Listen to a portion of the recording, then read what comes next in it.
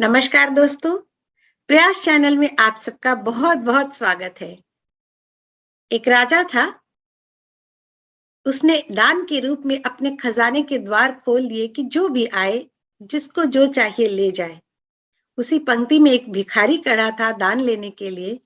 उसकी बारी जब भी आती, तो वह दान स्वयं ना लेकर अपने पीछे वाले को आगे कर देता।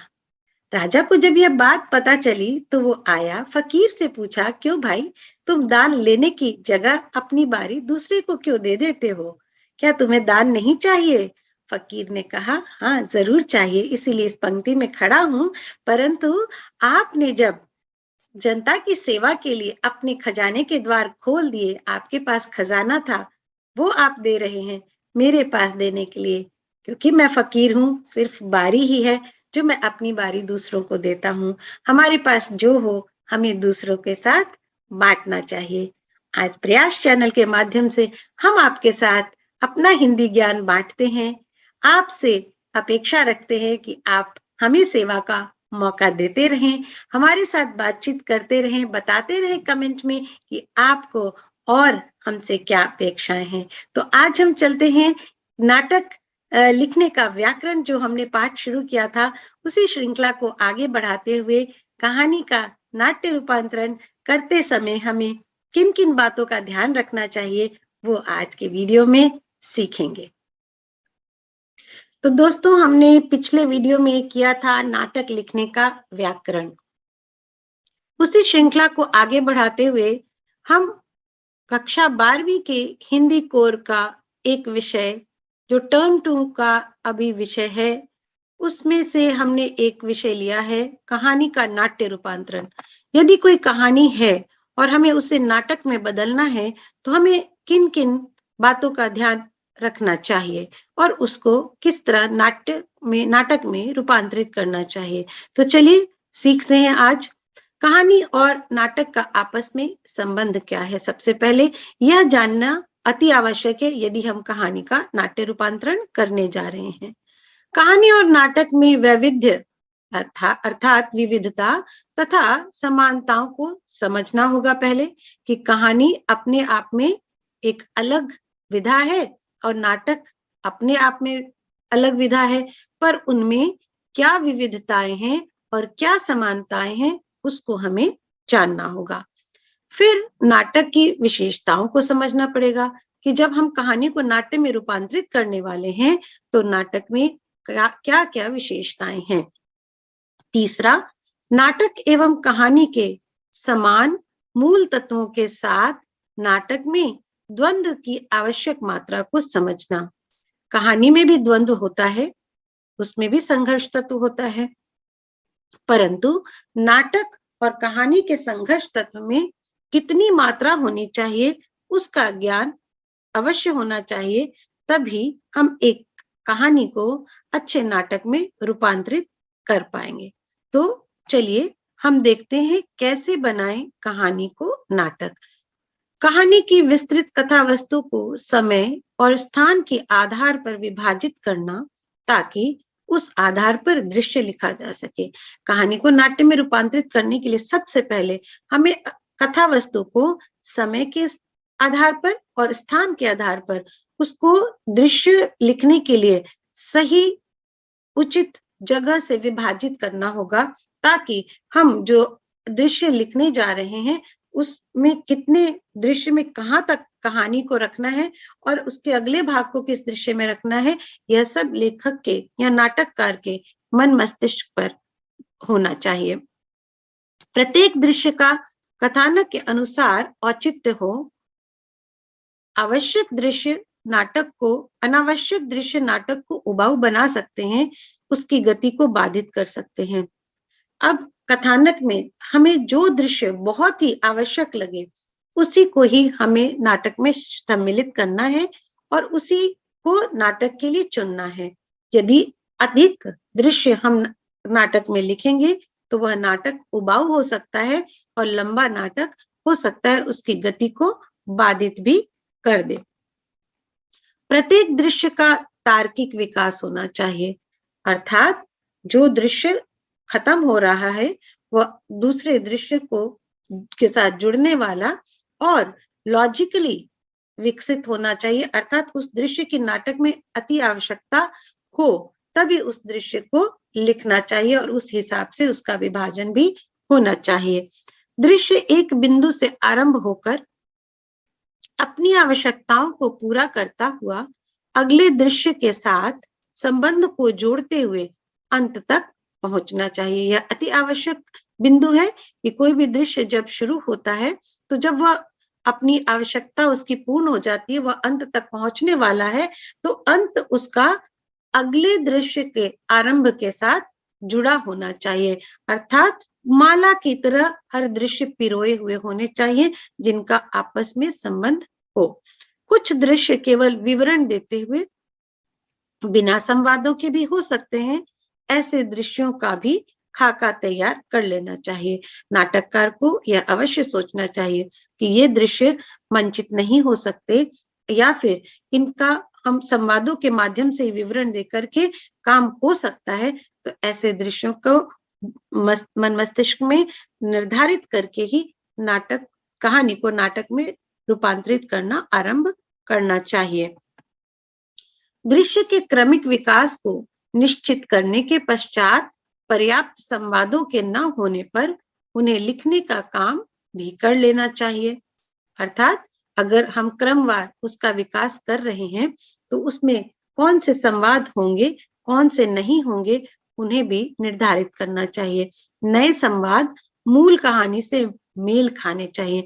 यदि कहानी के अतिरिक्त हम संवादों को नाटककार लिख रहा है तो उन संवादों का मूल कहानी से मेल होना चाहिए, उनके लिखने का औचित्य होना चाहिए, यानी कि उचित संवाद, आवश्यक संवाद ही होने चाहिए।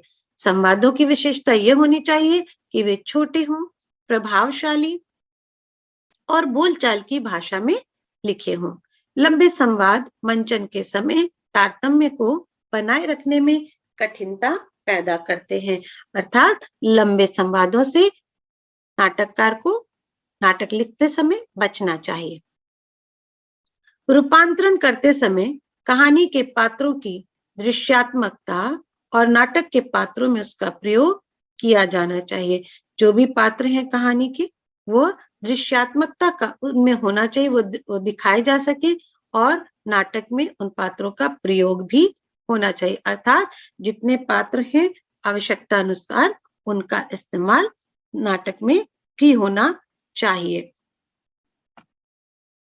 ध्वनि और प्रकाश भी चरित्र चित्रण करने और संवेदनात्मक प्रभाव उत्पन्न करने में कारगर सिद्ध हो सकते हैं, अर्थात कि यदि हमें कोई बहुत ही डरावना दृश्य दिखाना हो तो वहां पर अंधेरा करके बहुत तेज ध्वनि जो डराने वाली हो उसके साथ ही पात्र जो होता है उसको दिखाया जाए तो वहां पर संवेदनात्मक प्रभाव उत्पन्न करने में वो कारगर सिद्ध होता है, अर्थात यदि किसी चरित्र के किसी भी संवेदना को उजागर करना हो, चाहे वह डर से संबंधित हो, चाहे वह हास्य से संबंधित हो या कोई इस तरह की बात हो जो कि वहां पर संवेदनाएं दिखानी हमें कुछ भी, तो वहां पर ध्वनि और प्रकाश का उचित प्रयोग होना चाहिए ताकि उस कहानी में जो निर्धारित संवेदनाएं थी या निश्चित संवेदनाएं थी वो नाटक में उभर कर दिखाई दे सके। इसका निर्णय अक्सर निर्देशक लेते हैं, परंतु लेखक के सुझाव भी मान्य होते हैं। यह सत्य है कि ध्वनि और प्रकाश का निर्णय जो नाटक का निर्देशक होता है वो लेता है, परंतु यदि नाटककार कहानी का नाट्य रूपांतरण करते समय अपने सुझावों को ब्रैकेट में डाल के लिखता चला जाएगा तो निर्देशक के लिए निर्णय लेने में और आसानी हो जाती है। हम 9वां पॉइंट देखते हैं। कहानी के मनोभावों और द्वंद्वों को नाटक में रूपांतरण के समय विवरण या स्वगत कथन, अपने आप से बोले जाने वाले कथन द्वारा प्रस्तुत किया जा सकता है। स्वगत कथन वही होते हैं जब पात्र स्वयं से ही बात करते हैं। तो यहाँ कहने का भाव यह है कि कहानी के जो मनोभाव होते हैं और जो संघर्ष होते हैं वह नाटक में रूपांतरण के समय उनका विवरण देते चलना चाहिए या स्वगत कथन के माध्यम से प्रस्तुत किया जाना चाहिए। आजकल तो वॉइस ओवर का प्रयोग भी किया जाता है, इसके माध्यम से भी मनोभाव और द्वंद्वों को प्रकट कर दिया जाता है। फ्लैशबैक का उपयोग भी किया जा सकता है। यदि पात्र कोई खड़ा है तो फ्लैशबैक में कोई घटना, आजकल तो जब भी नाटक का मंचन होता है तो स्लाइड्स वगैरह पीछे से लगा के उसमें भी पीछे दृश्य चलते रहते हैं। अगर ऐसा ना हो तो पीछे से संवादों को बोल करके फ्लैशबैक की बातों को समझा करके प्रस्तुत किया जा सकता है। कहानी रूपांतरण के लिए वर्तमान रंगमंच की संभावनाओं का ज्ञान भी आवश्यक है। ये बहुत ही जरूरी बिंदु जिसमें कि हमें ध्यान में रखना है कि आज वर्तमान में रंगमंच की क्या संभावनाएं हैं, क्या आवश्यकताएं हैं, पाठ दर्शकों की रुचि किसमें है, उस तरह की कहानियों को नाटक में रूपांतरण करना चाहिए और उनको उन दर्शकों को ध्यान में रखते हुए उन संभावनाओं के आधार पर वर्तमान की आवश्यकताओं के अनुसार ही रूपांतरित करना चाहिए। इसलिए अच्छे नाटक और उनकी नाट्य प्रस्तुतियां अवश्य देखी जाएं। तो अगर कहानी का नाट्य रूपांतरण हमारे वर्तमान समय की रंगमंच की संभावना और आवश्यकताओं के अनुसार करना होगा तो उसके लिए एक नाटककार को जरूर बहुत अच्छी नाट्य प्रस्तुतियां देखनी होंगी, उसे अच्छे अच्छे नाटक जाके रंगमंच पर देखने होंगे और एक दर्शक की तरह देख करके उसकी पसंद नापसंद जान करके वह फिर अपने दर्शकों के लिए नाटक लिख सकता है। तो इन सभी 11 बिंदुओं को अगर हम ध्यान में रखें और कहानी का नाट्य में रूपांतरण करें तो वह अवश्य ही एक अच्छा नाटक बन सकता है। तो यहाँ हमारा पाठ समाप्त होता है। इन सभी 11 बिंदुओं को ध्यान में रखते हुए यदि नाटक बनाया जाएगा तो वह अवश्य सफल नाटक होगा। अब हम आगे कैसे बनता है रेडियो नाटक को हम अपनी अगली कड़ी में लेके आएंगे। आशा करते हैं आपको यहाँ तक हमारा जो पाठ है समझ में आया होगा। आपको कैसा लगा हमारा पाठ ये हमें अवश्य बताइएगा और किस तरह के पाठों की अपेक्षाएं रखते हैं।